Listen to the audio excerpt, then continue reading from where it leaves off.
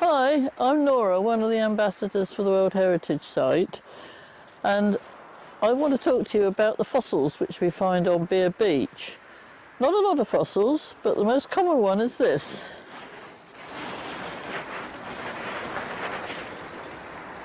Which is a sea urchin, or an echinoid.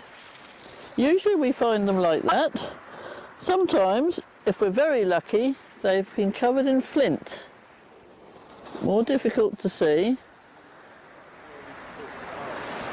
Now, echinoids go back for 450 million years, quite a long time, but when we go rock pooling over there in the summer, we quite often find sea urchins in the rock pools. So, although we tend to think of fossils being things which are no longer extant, echinoids are different in that they are still alive. And I just wonder, will we still, humans, still be around after 450 million years? Our pop-up exhibition in the West Bay Discovery Centre this year is Buried in Time, and it is all about our local geology and fossils. This is Bob Chandler, and he helped us with the exhibition. He's an expert on inferior oolite ammonites, and the fossil that started his lifelong love of ammonites was found here in West Bay.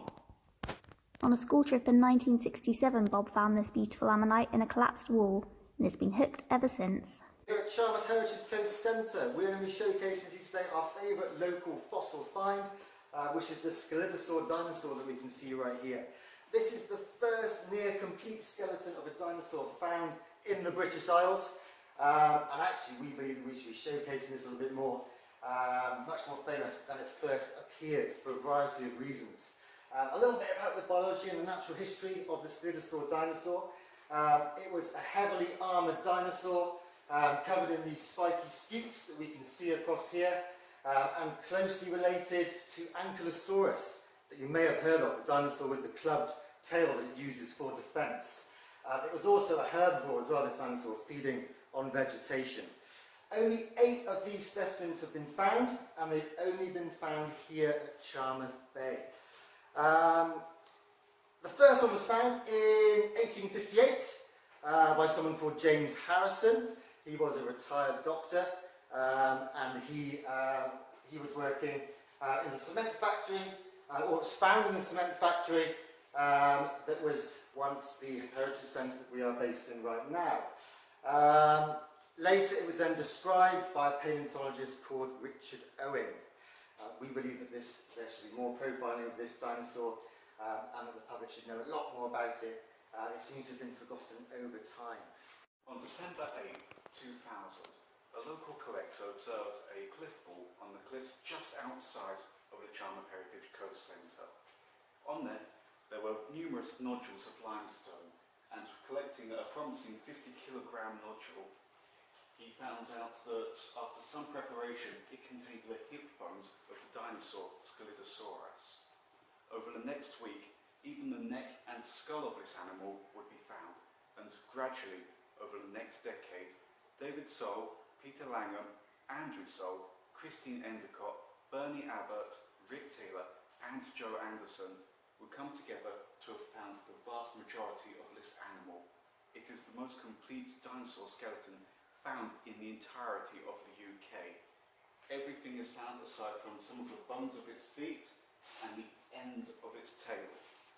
It's even exquisitely preserved with skin on the other side of the animal and even the vomit in its throat as it unfortunately drowned. This is why we find it's one of the most underappreciated fossils in the UK.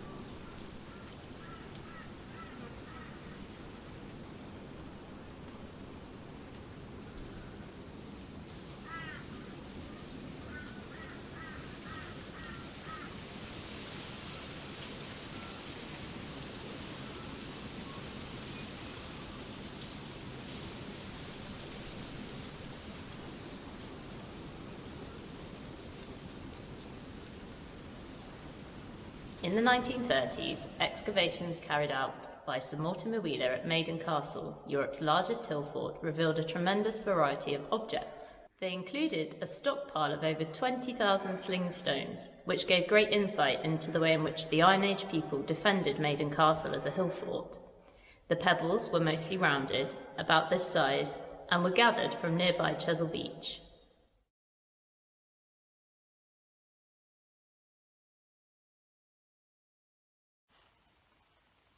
Hello, I'm Ruth Worsley from the National Trust North and West Dorset Countryside team. And asked what my favourite fossil is, well, that's a massive challenge.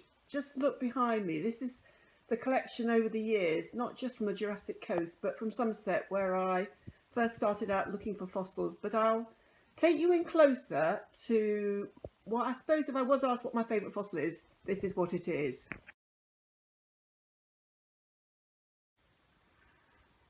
So homing in on my collection from my several beach walks over the years, I won't go into great detail about each one of them because I've got to home in on my favourite fossil, and it's not the ammonite, interestingly, but it's this little fellow here, or should I say, well, I call it Grandma's toenail, and it's also known as the devil's toenail, the Griffia.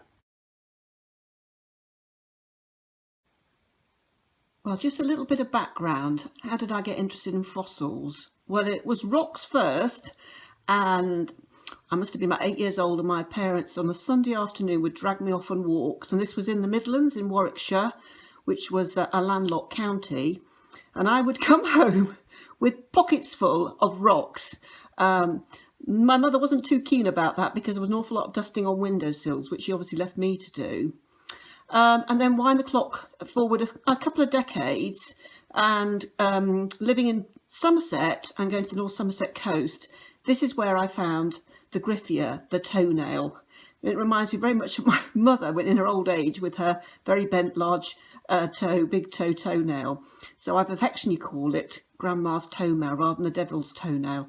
It's Griffia, it's a bivalve, so two-shelled mollusk, so a sea-loving snail from the Jurassic period, found in the lower lias clays. So that's my favourite fossil. But now down on the Dorset coast, I obviously love walking along and finding more. And more recently, I think we could say in second contender is belemite.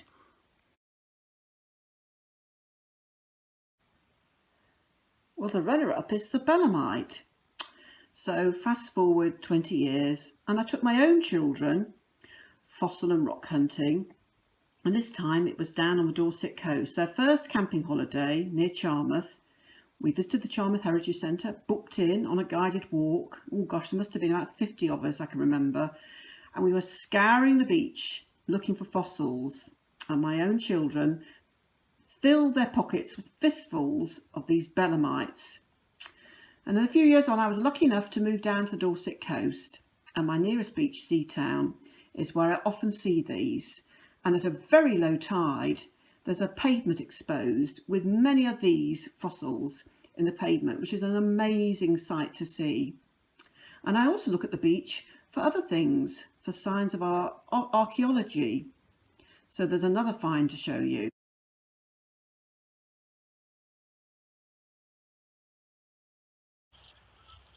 Well, I'm down on Seatown Beach with Golden Cap in the background, and this is our local beach where we come to and often find the belemites. But I just wanted to tell you a little bit more about the more recent finds, the archaeological finds here. More recent finds at Seatown have been archaeological finds. So in the cliffs here is evidence of the Iron Age, and a few years back the National Trust archaeologist and team and volunteers dug a trench and found what was called a burnt mound, where they would have been burning, having a fire to warm up, heat up rocks. That rocks would then have been put into a stone trough of water that would heat the water up, possibly for cooking.